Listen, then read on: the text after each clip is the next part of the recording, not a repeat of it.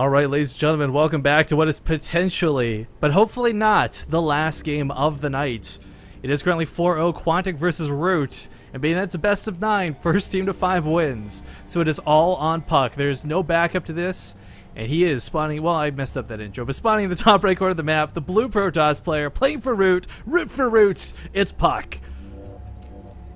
Yeah, he's got quite a task ahead of him. And his opponent in the bottom left position, whom we didn't know was actually a former TSL Korean pro player. Yeah, apparently. Now on Quantic, it is Venus. And I am going to put my bias out there. I want Venus to lose this, not because I have anything against him, but I want to see some more action from StarCraft tonight. ROOT and Quantic have a lot to offer. I'm not at all disappointed if this is the last game, but I'm always pining for more. Yeah, especially since we really honestly haven't had a crazy amount of matchup variety. What, no like Terrans. No Terrans on the side, but I think I've had my fill of PvP. No cheese this game though, worth noting. We don't have any proxy gateways. Still scouting for it nonetheless. But you know what? That's a good point. If puCK's probe takes 40 seconds plus to scout out if there's a proxy or not, that's technically, that's about 40 resources lost. So not bad.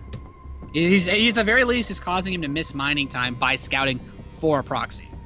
Yeah.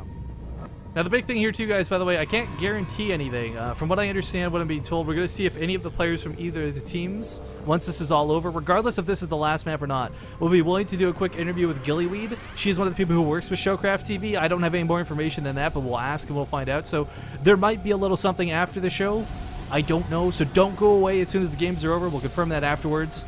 But for the time being, still focused on this. Big shout-outs once again to Showcraft TV for being the guys who put this on. Not getting the big blab of a speech, but, thank you for providing awesome entertainment for us on a Friday evening for StarCraft 2.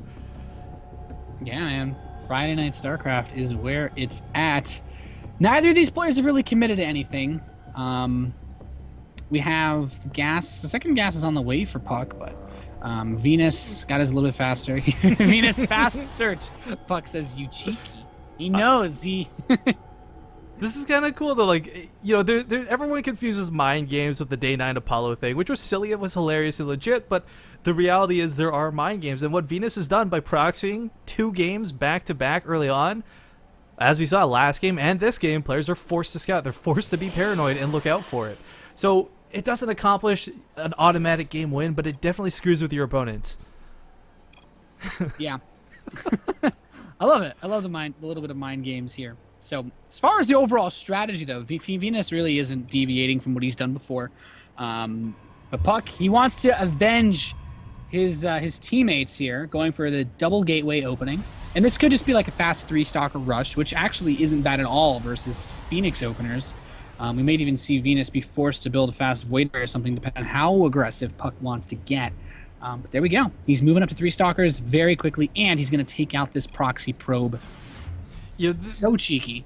Actually, I didn't consider that, but you're completely right. I've been so focused on everyone being ready to deal with Venus's cheekiness, his proxies, however you want to phrase it, but the reality is every game, not only has he done X, but he's also done Y, and Y in this case is go for Phoenixes. And I said it before, one of the few times I've had the pleasure and the honor of casting puCK in the past, he crushed Phoenix openers. We'll see if he can do it again.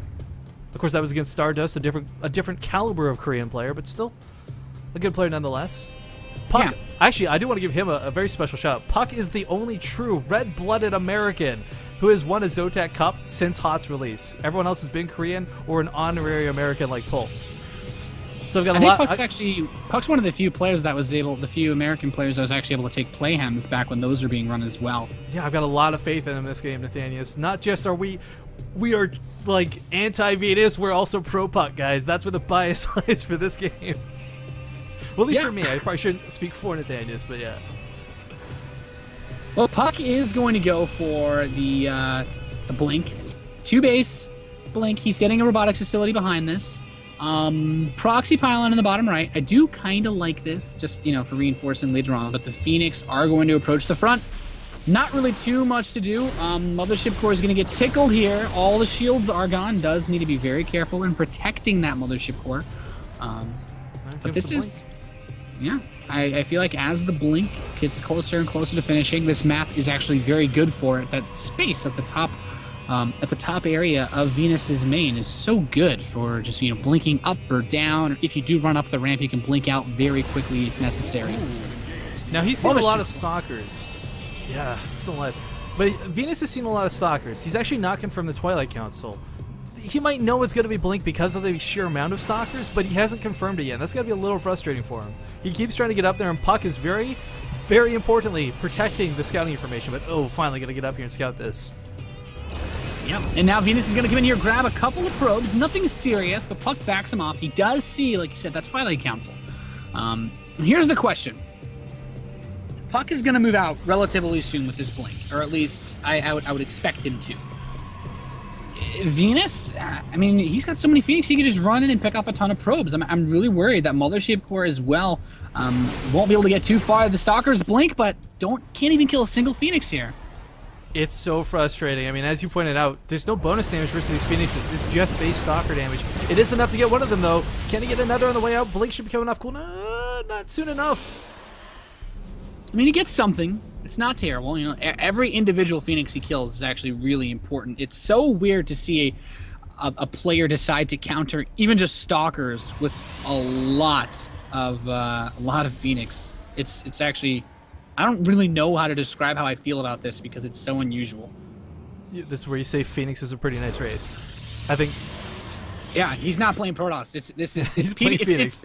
It's PvP, but it's Protoss versus Phoenix. Yeah, well played with the wordplay. That'll get Mothership Core's dead. Oh no! It's two of the Phoenix for his money though. If he got an overcharge, he may have been able to sneak off that third. It was really low, but yeah, it's tough. It's really tough. Yeah. The Immortal transition is coming for Venus as well, so we might just see him do that two base Doom push. And in all honesty, this Phoenix Immortal timing, if I played Protoss, I would probably start doing this on ladder because this looks dirty the way he's been able to abuse it. Well, with the proxy coming down in the natural, suddenly a couple Zealots might be able to do more than if this army moves out. puCK's keeping an eye on this, and the second this army moves out, you bet puCK's going to warp in some Zealots or something. But the really key thing here, too, it's kind of frustrating. For those who have never actually had the displeasure of watching Phoenix versus Phoenix fights, you might be wondering, well, if Phoenix is so good, why doesn't everyone open with it? And that's because it's basically the Protoss version of Mutalisk versus Mutalisk, where the game ends rather undecidedly, almost randomly, and unfairly. Yeah. I like to use unfairly because sometimes this stuff can seem like such craziness what they're able to do with it. The RNG, man, it's a real thing. Yeah. puCK's gonna expand, and I feel this is where we find out who the men are and who the children are, because there's another Immortal being pumped out here, and I feel like this could just be that Phoenix Immortal Zealot timing. He has a probe in the natural. Are we going to see Venus expand for the first time here? Oh, I thought he's actually got a probe in puCK's natural too. Just pointing that out. So. Yeah, nah, I got my hopes up. I was like, man, he might expand. No, that probe could be for a proxy. I don't know. The probe is still there in the natural. He sent it back, but yeah, and he's not doing much with it. Venus, does have that proxy on the right side though.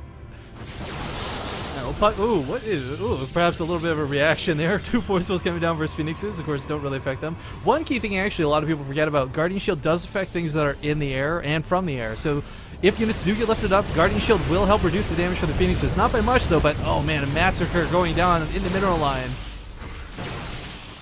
Yeah, really nice amount of damage being done. Everything he picks off is very, very crucial here to puCK's defense. And it baits him away from his natural. Yeah, he's pretty much locked out. The force fields will protect it.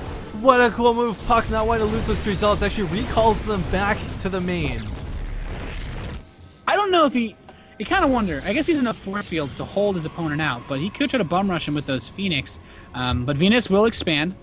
So, yeah, he's being cost effective as possible. He has his own Templar out. And you guys might be wondering, it's like, okay, well, Succeed went for Templar as well. puCK went for Templar. It's got to be purely to feedback these Phoenix, because with full energy, we'll actually one-shot them. But he's been so active with them, I don't think any of them are even at full energy. Well, big thing, too, is even if you can't go for the feedbacks, like let's say you're still limited by the mobility of the Phoenixes, well, suddenly an Archon's not too bad. It tanks hits, it does bonus damage to Zealots, and, if the Immortals are going to spend like 7 shots on them instead of the Stalkers, so much the better. Yeah. If he can pick them off, the faster he kills them, the better. I can't really put it better than you. And puCK's going to expand as well. So we are going to see our first long-ish PvP. You know what? A lot of people hate the way it boils down, but I want this to go to like Colossus Wars. I think they're the coolest thing to watch for like even the casual StarCraft viewer, because what you get is like a light show of laser beams and death. Death and laser beams is pretty awesome. And yeah. What's very interesting to me is that puCK has not built any immortals or anything like that. He recognizes that his opponent is not going for anything, any number of stalkers, anything like that. He's playing very smartly, but this is still going to be hard as hell. He's back to like 4 immortals or something? He's got maybe 1 more. He has 4 immortals. One of them is back home. But now the Phoenix are going to run in. He's picking off the those probes. feedbacks. A couple of them do go off, but they don't quite kill anything. No, the thing is, they spend their energy so well, and now, well, the Archons are not here in the natural to fight against it. The force fields do drop down. The Zealots trying to get on top of these Immortals. The Phoenix, though, not really a crazy amount of energy. Can't lift up as much as he was able to versus Succeed. And here comes the Archons. Gets stuck a bit, and here's those Archons, Rifkin. I think puCK's going to break this. The Immortal's going to have to turn around and go home, but you can't outrun Blink Stalkers. Zealots are still on the asses of all these Zealots as well as the Immortals, and puCK going to just crush any force fields he has to go through. Not a problem. That's the beauty of Archons. Yeah, a nice little play by puCK, and big he blink. is not giving up. He wants to take it all the way, taking out the Immortals. And, well, what does Venus really have here? Just a Phoenix and an Observer chilling back towards puCK's base. puCK, this supply lead, I think he might be able to just completely shove back. I don't even think problem there's is, a like, multi-ship power. Like, Venus is getting in Void Rays. He's getting in units to deal with the Stalkers, and that's fine and dandy, but the Zealot count, the Archon count. I mean, right now, Venus, even if he lifts up these Stalkers, there's so many Zealots and Archons on the ground. I think... Well, we'll see what happens here. I don't want to call it too early, but this is looking really good for puCK. Hiding behind the Mineral Lines. Archon's taking out those Zealots lickety-split, which means they're going to go right on top of the Archon, or the Immortal. Doesn't matter. GG. puCK going to turn this around, finally. We have seen the beginning of what could potentially be a reverse all kill from Root. Of course, that's a pretty brave thing to say considering the roster, but you know what? Yeah. I'd be hard pressed to say there's nobody on this Quantic roster now that puCK really hasn't been able to beat before. I mean, Hwang Sin, of course, not really that top level of Korean, and Fog actually did pretty well for himself at the recent MLG. I don't quite know if he's up to puCK's level. So Hyun is really the big dog on the prowl, and I wouldn't be surprised if Quantic was like, let's end this. Hyun, just go in and finish this off. Yeah. But not to see. Actually, he looks like. It's going to be Gamja, one of the new players. He was on reserve. Who is... See, I feel like I don't know who This Gamja is- is.